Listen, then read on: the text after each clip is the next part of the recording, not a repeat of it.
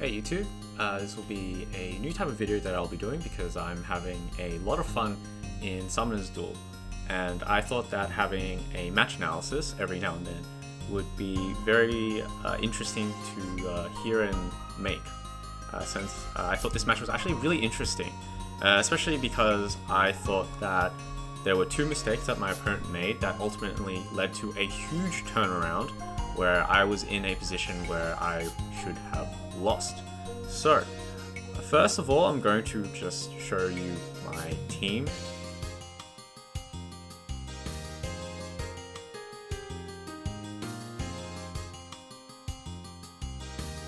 With that out of the way, let's check out the enemy team. They have a speedy EITRI, +3. They have a +10 Peony with Wings of Mercy. They have an Edelgard without any save skill, with Bonfire and Steady Breath. Honestly, not too threatening. This is probably going to need a save skill to be truly menacing, because I'm probably just going to be leaving you for last, or whenever I get a chance to one-shot you. So this is the problem with armor units without the save skills, because there's no real threat, I'll say. We have a +10 Reagan, and this Reagan is honestly probably the biggest counter to myself. She's the one thing holding him back from sweeping his entire team, so I'm going to be focusing on taking her out during this match. Lastly, we have his leader, a +2 Legendary Sigurd, and he doesn't have Quicken Pulse, so honestly for me, I'm not really worried because myself has no follow-up and has the Captain's skill, so he's not going to be able to get his Holy Knight aura off. And with that, I'm going to start off turn 1 by canceling in, and I want to fight for the center space, because the more space I control, the more options I'll have available to me. Now at this point, I was wary of the fact that he might move in his Sigurd to this spot here, and after he gets danced with Peony, I was thinking that he'll be in range of Self and Erica, and typically I think this is what his opening strategy is, to, you know, maybe catch off unsuspecting summoners. But I considered that fact, so I only left Self and Erica here, who will retaliate and one-shot him. I'm going to dance Erica in preparation. I am very certain that he sees that fact and decides to dance Reagan instead. So we're just going to be staring at each other across the distance, 10 feet away. I also noticed that at this point, because his skill is the Earth's Rendering skill and the tiles are moving up, he placed his EITRI up here by herself for a reason. This reason is to cut off my escape up here, where everything gets really cramped and it's really hard for a lot of units to make it through this choke point, and that's why EITRI is up there.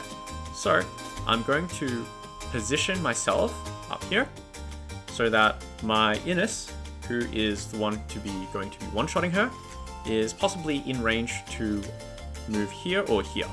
So either one of two things can happen for me to accomplish that. I can either reposition Innis here, but then he is in range of Reagan and Legendary Sigurd, so I want to avoid doing that until either both of them have finished their turns or it's safe to do so, or I can move young Innis next to Tethys.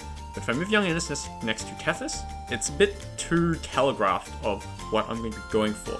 So right now, I'm going to be putting Self there, but I'm not going to commit to anything. So instead, what I'm going to do is I'm going to be moving my Catria up. And I know this is in range of Legendary Sigurd. And to be honest, I don't care. If he goes for my Catria, I'm willing to take the 3 for 2 point trade. And this Legendary Sigurd is his leader. If he loses his Legendary Sigurd, the space isn't going to move up anymore. So that's how I knew that he wasn't going to take the trade. It's not worth it for him.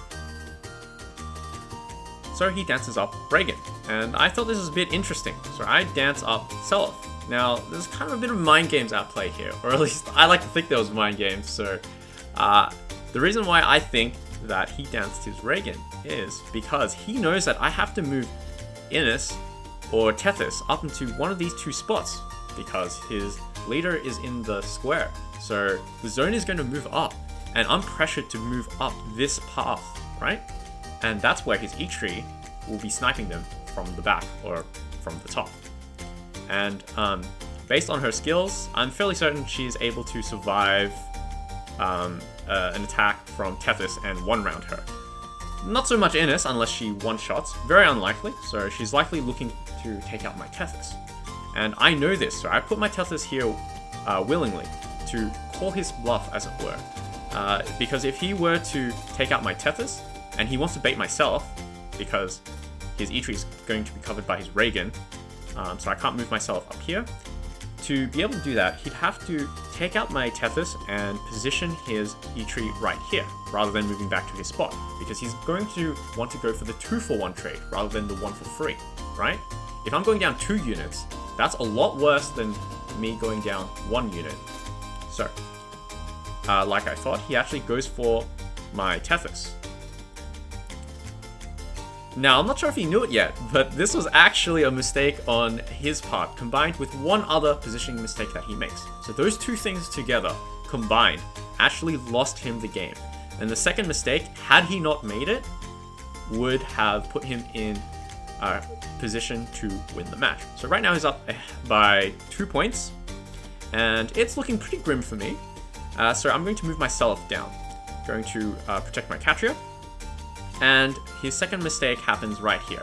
He doesn't reposition his Brave Edelgard out. And this is quite, well, for lack of a better term, brave. Because my young Innes is within range to attack his Brave Edelgard.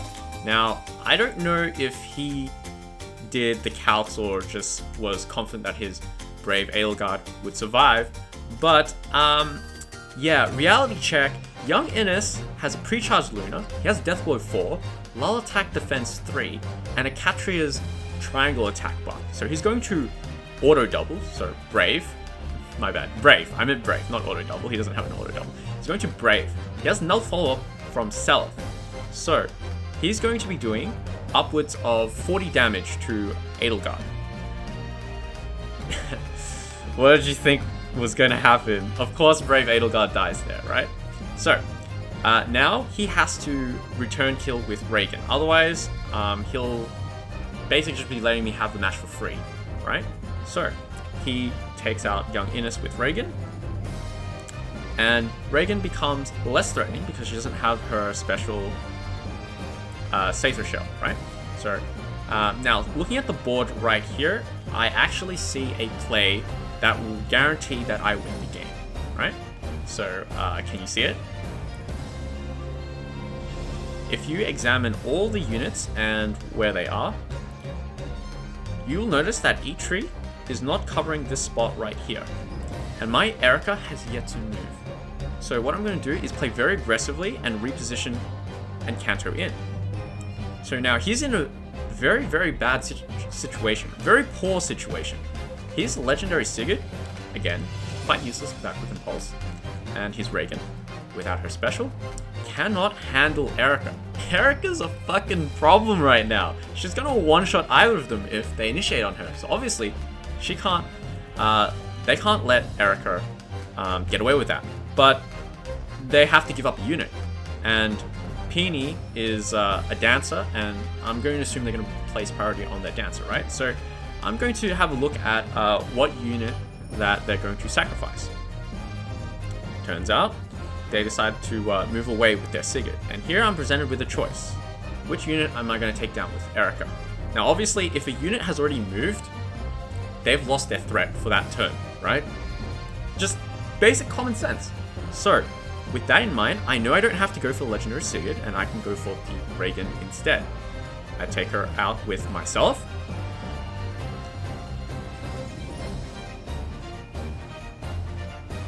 And after that, he decides to reposition Legendary Sigurd away, and then I one-shot with Brave Erica.